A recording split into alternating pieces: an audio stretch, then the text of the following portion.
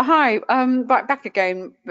As I said, I've been watching the what was happening, what is with regard to the PMIs, and I can see that the first set of data has come out very quickly. I'll just pull it over, and a quick look at the chart. We've got it's just the French one, the one that's the most important. No disrespect to the French, but it is actually the German one, which comes out at 8:30. But clearly, the market likes what you see. 50 is the kind of inflection point for this particular release, and I've said this before, and it's explained in our program as well. We look at fundamental data, the graphs that are produced for fundamental data in the same way that you look at a chart for any other market. So you can see here 50 is as I said, is this inflection. Above 50 is considered market economy is doing well. Obviously, this is where it all fell off a cliff as a result of the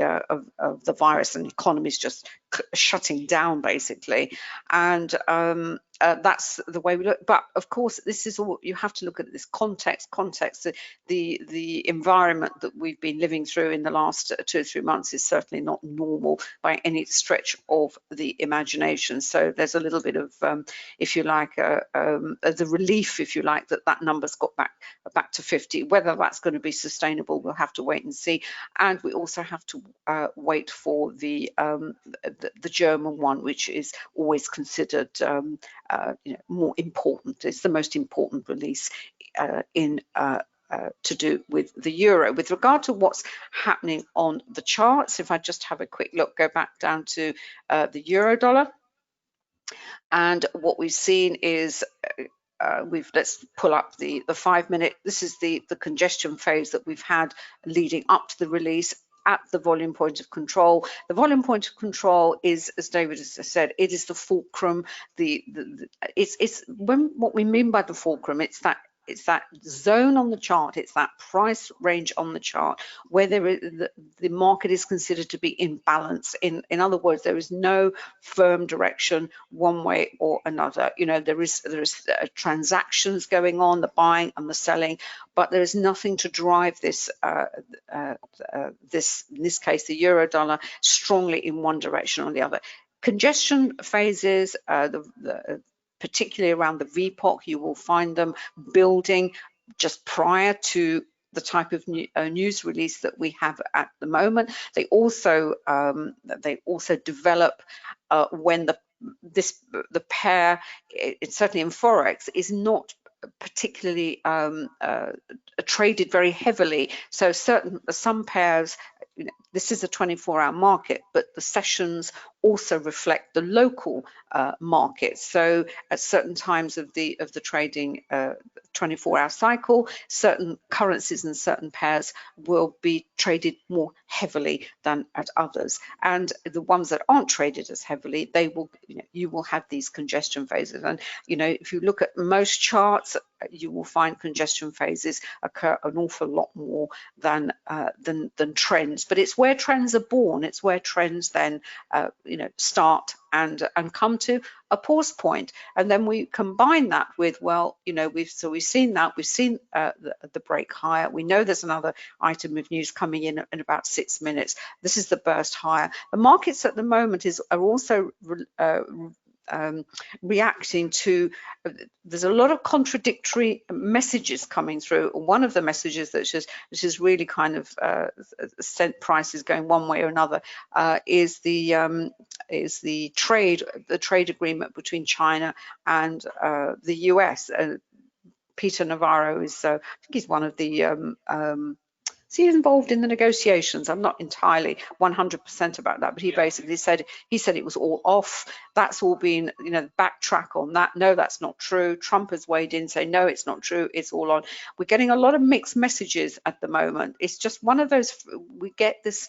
You get periods of this during the during the trading year, the trading month. You get these mixed messages hitting the markets, and that as well is impacting the price action. So it's, as I said, we're in this phase at the moment. It's not easy. It is tricky, but if you look at the price action, if you've got you look at the volume, if you've got our indicators, you look at the levels where prices are either and looking to head to a pause, potentially reverse, pull back. Sometimes it's a reversal, sometimes it's just a pullback. Just at the moment, there's an awful lot more of them than than has been the case up until now. But that is simply reflecting this deep uncertainty that yes, we've the virus seems to be dying down in certain parts of the world, but is it going to come back? As I put a link to a newsletter that I received from one of the UK fund managers. I put the link in our VPA room. It's for our traders who have completed our program. It's where they stay in touch with us, and they put their questions there, they put their charts up. It's just a place to get together basically. And he was a UK fund manager of one of a leading fund for investors, and they are all confused. They have no idea what is going to happen next. I mean, trading is pretty uncertain at the best of times, but they're spinning. They say, is it, they look at the fundamental data, the numbers. Sometimes they impact the market, sometimes they don't. What's driving this is what's happening with the virus. What is going to happen next? And as I've said before, and I'll say it again, we're at the stage where we know enough to know what we don't know.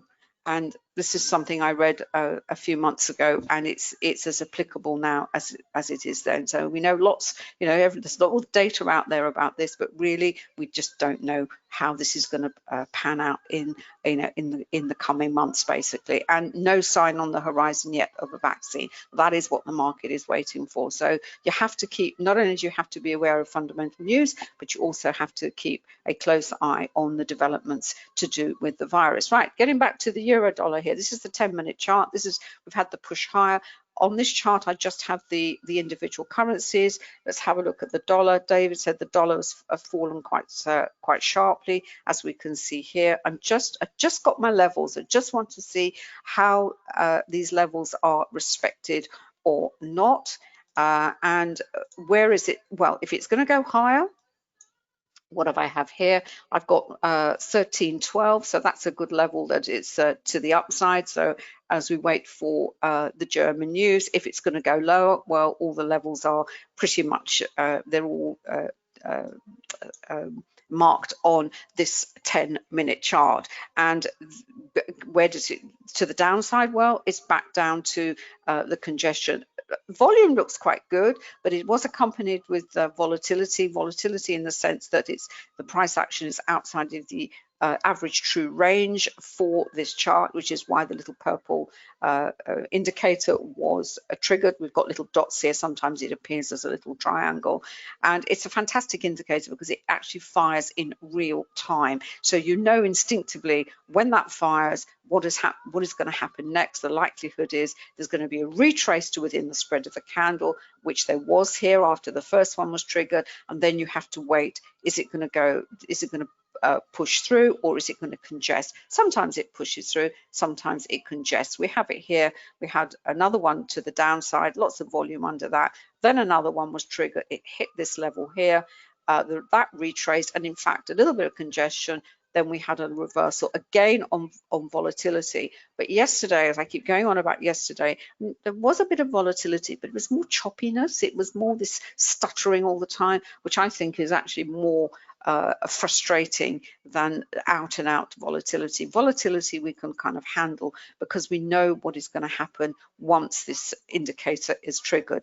Interestingly, on the CSI, we've still got the euro moving higher. The dollar is moving lower. So we've got this really nice divergence here at the moment. But we've got 1 minute to go before the German version of this release. The CSI, the Renko here again really kind of highlights it. This is what I'm trying to say. We've got this, this is a trend higher. But look, congestion, pullback, pullback again, then a little bit, then it looks like a, you know, you would come out here if you're using this combination of indicators, because the trend monitor does actually go into a bright red, then it carries on higher. But as I said, it's not easy at the moment, and it's not easy for the reasons that I've outlined in this webinar. It's not easy because of what is going on in the broader market. So I'm just going to see and wait and see what happens. Let me just move that down to the 3-minute chart and see what happens. So there we are, nice push higher. You have to treat it almost the way that David has said with what happens at the open with one of these releases. Let's see if I can get an idea what the German one has come through. Yeah, it's not as good as the the French numbers. Are still not quite 50. I think it came in at, I've got here 45.8, it's around 45, slightly better than expected, but nothing like the French. Now, what's going to happen? We really have to wait and see whether this looks like to be a reversal. This is just a correction. And markets say, oh, well, it's not as, you know, maybe this is just what we call the knee-jerk reaction. Wait until it settles down and then, you know, carries on higher. But just to let you know that on this particular release, there is a third element here, which actually comes in at 9 o'clock for the whole of the Euroland, and then at 9:30 we have the UK one. So it's one of these releases that, you know, also because it's also spread out, that's also not going to, you know, we almost want a period of time saying, well, look, okay, just get the releases out of the way. Can we just go back to looking at the chart and not keep getting interrupted by these releases? But it's just the way the PMIs are come out on at this particular time. And as I said, the upside level we're waiting for is 1313. If we look on the hour, what did we have? It did actually, it's pierced through the R4. What often happens with the R4, it will go through and it will often come to retest, but it really has, you know, for it to go through that, you need a lot of volume, and you need a break and hold above it. But as I said, what often happens, it will go through, perhaps come back and retest, and then move higher, which is very typical. Price action doesn't go in a straight line. It goes up, it pauses, it pulls back, it, you know, looks like it's going to reverse, and then it carries on maybe in the original in the original direction. And as David said, you read the volume beneath the candles, and it's those pullbacks and those corrections which will and it's the volume underneath there that will help you stay in, because it will confirm, no, this is just that, and it's just a pullback. It is not a full-blown correction from primary to primary. And the levels as well will help. What the levels do is, more than anything, is, you kind of say, yeah, that's where it's heading. I'll wait to see what happens. As we can see here, it hit it once, it's hit it twice, it pulled back. Not a lot of volume under those little down counters, so we kind of know it's, it's going to run out of steam, then it's going to go higher. And this is all this is about. This business is really managing the emotions that trading triggers. The market makers, the manipulators, the insiders, they're there. They use the news. They're there to they pull our emotions in one direction or another: complacency, euphoria, fear, and greed. It's just the way we are. They know us too well. And when you're looking at the chart, and ultimately, as David said, it's the fear of losing our money. That is what, if we have to get not a grip on it, we have to learn to manage it. That's the best way I can describe it. If you manage that emotion, which is perfectly normal, none of us likes to lose money, none of us likes to lose. If you learn to manage that, that will ensure that you will succeed in this market. And I think that's the only way I can describe it. David, can I pass back to you? Is that okay?